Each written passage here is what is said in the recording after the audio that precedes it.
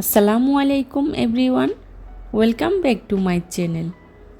আমি আজকে আপনাদের সাথে শেয়ার করব টমেটো সস রেসিপি। এই সিজনটাতে প্রচুর পরিমাণে টমেটো পাওয়া যায়, আর এই টমেটোগুলো দেখতে অনেকটাই লাল হয়। আপনারা চাইলে এই টমেটো দিয়ে সস বানিয়ে 1 বছর পর্যন্ত সংরক্ষণ করে রাখতে পারবেন। নামি দামি ব্র্যান্ড থেকে নিজের হাতে তৈরি করা টমেটো সসটা খুবই স্বাস্থ্যকর। আশা করছি আমার আজকের এই রেসিপিটি আপনাদের কাছে খুবই ভালো লাগবে। যদি ভালো লাগে তাহলে অবশ্যই একটি লাইক দিয়ে পুরো ভিডিওটি কন্টিনিউ করবেন প্লিজ। টমেটো সস তৈরি করার জন্যে আমি এখানে 2 কেজি পাকা টমেটো নিয়েছি। দেখুন আমার টমেটোগুলা কতটা পাকা, দেখতেও কতটা সুন্দর। এখন টমেটোগুলোকে আমি কেটে নেব। টমেটোগুলোকে আমি 4 ভাগ করে কেটে নিয়েছি। আমি আমার মতো করে কেটে নিয়েছি, আপনারা চাইলে আপনাদের মতো করে কেটে নিতে পারেন। টমেটো সস তৈরি করার ক্ষেত্রে অবশ্যই খেয়াল রাখবেন টমেটোটা যাতে পাকা টকটকে লাল হয়। এতে করে টমেটো সসে অনেক সুন্দর একটা কালার আসে। আমার সবগুলো টমেটো কাটা হয়ে গিয়েছে। দেখুন আমি কি সাইজে কেটে নিয়েছি। এবার চুলায় একটি প্যান বসিয়ে দিয়ে দিচ্ছি টমেটোগুলো। এখন এর মধ্যে দিয়ে দিচ্ছি আগে থেকে কিউব করে কেটে রাখা পেঁয়াজ। এখানে আমি বড় সাইজের একটি পেঁয়াজ দিয়েছি, আর দিয়েছি মাঝারি সাইজের একটি রসুন। দিয়ে দিচ্ছি শুকনো মরিচ 5টি। এবার ঢাকনা দিয়ে ঢেকে ভালো করে সিদ্ধ করে নেব। মাঝখানে একটু নেড়ে চেড়ে দিচ্ছি যাতে করে নিচে লেগে না যায়। এভাবে আমি অফ ক্যামেরায় কয়েকবারই নেড়ে চেড়ে দিয়েছি। আবারও ঢাকনা দিয়ে ঢেকে পুরোপুরি সিদ্ধ হয়ে যাওয়া পর্যন্ত অপেক্ষা করব। ফিরে এলাম 5 মিনিট পর। দেখুন আমার টমেটোগুলো অনেকটাই গলে গিয়েছে। আবারও ঢাকনা দিয়ে ঢেকে পুরোপুরি সিদ্ধ হয়ে যাওয়া পর্যন্ত অপেক্ষা করব। আমার টমেটোগুলো পুরোপুরি সিদ্ধ হয়ে গিয়েছে। এখন চুলা থেকে নামিয়ে ঠান্ডা করে নেব। ঠান্ডা হয়ে গেলে একটি ব্লেন্ডারের সাহায্যে সবগুলো টমেটোকে আমি ভালো করে ব্লেন্ড করে নেব। টমেটোগুলোকে আমি ভালো করে ব্লেন্ড করে নিয়েছি। দেখুন কত সুন্দর একটা পিউরি তৈরি হয়েছে। এবার টমেটোর পিউরিটাকে আমি একটি স্ট্যানারের সাহায্যে ভালো করে ছেঁকে নিচ্ছি। এতে করে ফ্রেশ একটা টমেটোর পিউরি তৈরি হবে।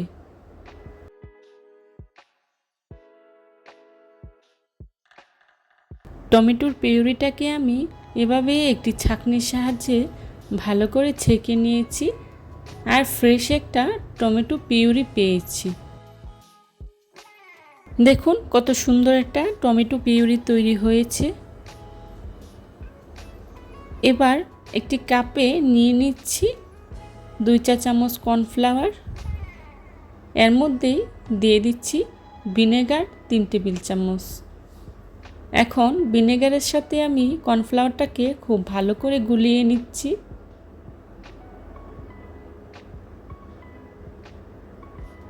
এবার চুলায় একটি প্যান বসিয়ে দিয়ে দিচ্ছি আগে থেকে ছেঁকে রাখা টমেটো পিউরিটা।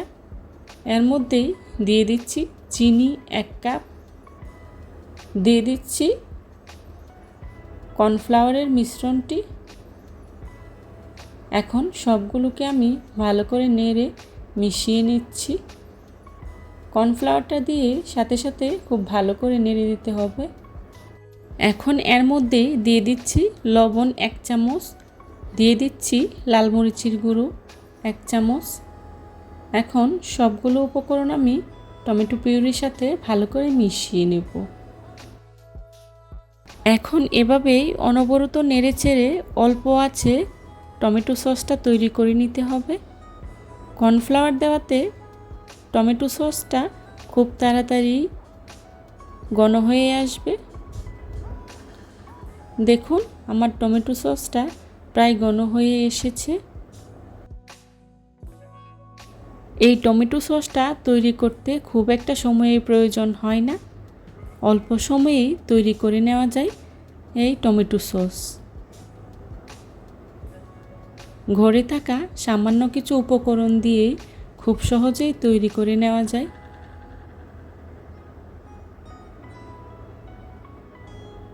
তৈরি হয়ে গেল আমার টমেটো সস। দেখুন কতটা সুন্দর হয়েছে, দেখতে যেমন লোভনীয় হয়েছে, খেতেও কিন্তু খুবই মজা হয়েছে।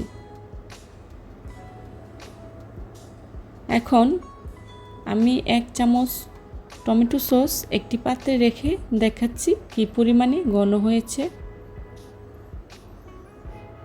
দেখুন আমার টমেটো সসটা কতটা ঘন হয়েছে।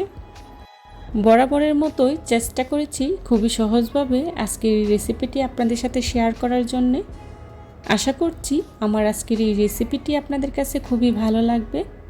যদি ভালো লাগে তাহলে অবশ্যই লাইক, কমেন্ট, শেয়ার এবং সাবস্ক্রাইব করে পাশে থাকা বেল আইকনটি অন করে দিবেন, যাতে করে আমি ভিডিও ছাড়ার সাথে সাথেই আপনাদের কাছে নোটিফিকেশন পৌঁছে যায়।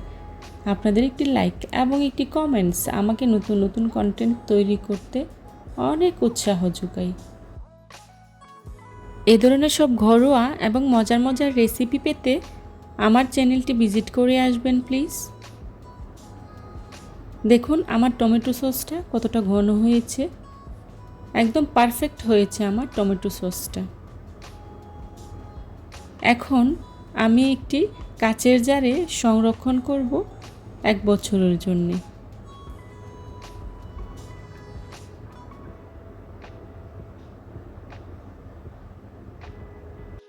যারা এতক্ষণ ধৈর্য সহকারে আমার ভিডিওটি দেখেছেন তাদেরকে জানাই অসংখ্য ধন্যবাদ।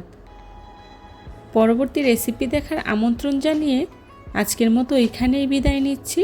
সবাই ভালো থাকবেন, সুস্থ থাকবেন। আল্লাহ হাফেজ। আসসালামু আলাইকুম।